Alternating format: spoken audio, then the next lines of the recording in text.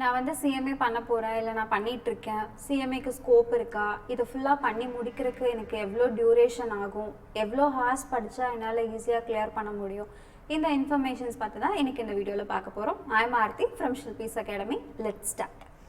First வந்துட்டு CMAக்கு scope இருக்கா இல்லையா அப்படிங்கிற இந்த இன்ஃபர்மேஷன் பற்றி பார்ப்போம். CMAக்கு இந்தியாவுக்குள்ளே டெஃபினட்டாக ஸ்கோப் இருக்குது. இதில் ஃபர்ஸ்ட் நம்ம என்ன பண்ணலாம் அப்படின்னா ப்ராக்டிஸிங் வந்துட்டு பண்ணலாம். ப்ராக்டிஸிங்னா என்னது, நம்ம CMA ஃபுல்லாக படித்து முடிச்சுட்டு நம்ம தனியாக ஆஃபீஸ் போட்டு ஒரு கன்சல்டன்ட் மாதிரி நம்ம ஒர்க் பண்ணுவோம் இல்லைங்களா. ஸோ இதில் நம்ம காஸ்ட் ஆடிட் அப்படிங்கிறதையும் நம்ம பார்க்கலாம். காஸ்ட் ஆடிட்ங்கிறத பார்க்கலாம். இதுக்கு அடுத்தது GST and income tax filing. இந்த GST அண்ட் இன்கம் டேக்ஸ் ஃபைலிங்கையும் வந்துட்டு நம்ம பண்ணலாம். ஸோ இதே வந்துட்டு காலேஜ் முடித்தவங்களும் பண்ணுவாங்க. அவங்கள நம்ம என்ன சொல்லுவோம் அப்படின்னா இன்கம் டேக்ஸ் ப்ராக்டிஸ்னு இருந்தால் சொல்லுவோம். அவங்கள வந்து நம்ம என்ன சொல்ல மாட்டோம், ப்ராக்டிஸிங் அப்படின்றத நம்ம சொல்ல மாட்டோம். கரெக்டுங்களா? ஸோ இந்த CA, CMA, CS இதையெல்லாம் முடிச்சுட்டு தனியாக ஆஃபீஸ் போட்டிருக்காங்க அப்படின்னா தான் அவங்கள ப்ராக்டிஸிங் அப்படின்னு சொல்லிட்டு அவங்க படிச்சிருக்குது. இப்போ CA அப்படின்னா ப்ராக்டிஸிங் CA, CMAனா ப்ராக்டிஸிங் CMA, இந்த மாதிரி சொல்லுவோம் இல்லைங்களா. ஃபர்ஸ்ட் திங் இதுக்கு அடுத்தது பேங்க்கு.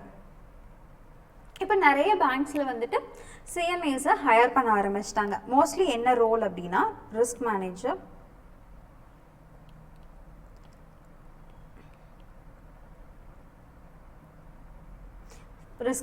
ஒன்று. இதுக்கு அடுத்தது ஃபினான்ஷியல் மேனேஜர். ஸோ ரிஸ்க் மேனேஜரோட ஒர்க் என்ன, இப்போ சப்போஸ் ஏதாவது ஒரு ரிஸ்க் வருது, அதை நம்ம எப்படி ஹேண்டில் பண்ணுறது. தென் ஃபினான்ஷியல் மேனேஜர் அப்படின்னு பார்க்கும்போது அந்த அமௌண்ட்டெல்லாம் நம்ம எப்படி ஹேண்டில் பண்ணுறோங்கிற இதை பற்றி டீல் பண்ணுவோம் இல்லைங்களா. இதுக்கு அடுத்து தேர்ட் ஒன் வந்துட்டு EB.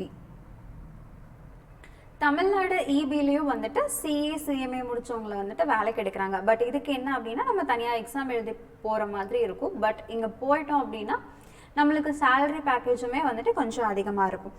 இதுக்கு அடுத்தது CFO. ஒரு கம்பெனி சைடு நம்ம போகிறோம் அப்படின்னா அதில் நம்மளுக்கு என்ன ஒரு ஹையர் பொசிஷன் வரைக்கும் போகலான்னா சீஃப் ஃபினான்ஷியல் ஆஃபீஸர், இது வரைக்கும் நம்ம போகலாம். இதுக்கு அடுத்தது மோஸ்ட்லி இது நிறைய பேர்த்துக்கு தெரிஞ்சிருக்க வாய்ப்பு இல்லை, கவர்மெண்ட் ட்ரெஷரி.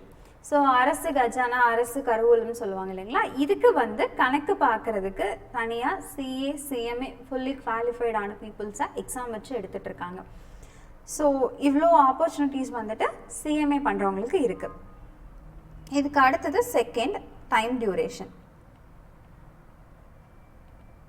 நான் இந்த கோர்ஸை வந்து நான் ஃபுல்லாக பண்ணி முடிக்கணும், இதுக்கு எனக்கு எவ்வளோ டியூரேஷன் ஆகும் அப்படின்னா மேக்ஸிமம் 3 to 4 years. இப்போ நான் ஃபர்ஸ்ட் அட்டம்ப்ட்லேயே நான் எழுதுகிறேன், நான் கிளியர் பண்ணிட்டேன் அப்படின்னா எனக்கு 3 to 4 yearsக்குள்ளேயே முடிஞ்சிடும். சப்போஸ் நான் அட்டம்ப்ட் மேலே அட்டம்ப்ட் வைக்கிறேன் அப்படின்னா எனக்கு அந்த டியூரேஷன் வந்து எக்ஸ்டெண்ட் ஆகிட்டே போகும். இப்போ ஒரு சிலர் என்ன பண்ணுவாங்கன்னா நான் ஃபெயில் ஆகிட்டேன் அப்படின்னா அடுத்த அட்டம்ப்ட்லேயே அந்த எஃபர்ட் இன்னும் கொஞ்சம் சேர்த்து போட்டு படிக்க ஆரம்பிச்சிருவாங்க இல்லைங்களா. ஸோ இதை வந்து நம்மளோட வில் பவர் பொறுத்தது தான். தேர்ட் ஒன் வந்துட்டு ஸ்டடி ஹார்ஸ். நான் வந்து CMA ஃபுல்லாக கிளியர் பண்ணோன்னா ஒரு நாளைக்கு 8 மணி நேரம் படிக்கணும், 12 மணி நேரம் படிக்கணும் அப்படின்னு சொல்லிட்டு நிறைய பேர் இப்போ சொல்லுவாங்க. பட் அந்த மாதிரி எதுவுமே கிடையாது. நம்ம படிக்கிற கான்செப்டை தெளிவாக படிக்கிறோமா, அந்த இடத்துல கான்செப்சுவல் கிளாரிட்டி அப்படிங்கிறது தான் ரொம்ப ரொம்ப இம்பார்ட்டண்ட்டு. இப்போது நம்ம எவ்வளோ தான் படித்தாலும் நம்மளுக்கு 4 hours மேலே கண்டினியூஸாக படிக்கிறவங்க போது அது மைண்டில் நிற்காது இல்லைங்களா. ஸோ அதை நம்ம மனசில் வச்சுக்கிட்டோம் அப்படின்னாலே போதும்.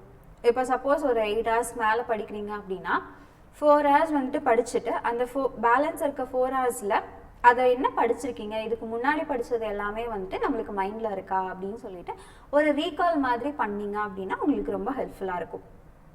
மெயின் திங் என்னன்னா கான்செப்டை தெளிவாக புரிஞ்சு படிங்க, ஈஸியாக நம்ம கிளியர் பண்ணிடலாம்.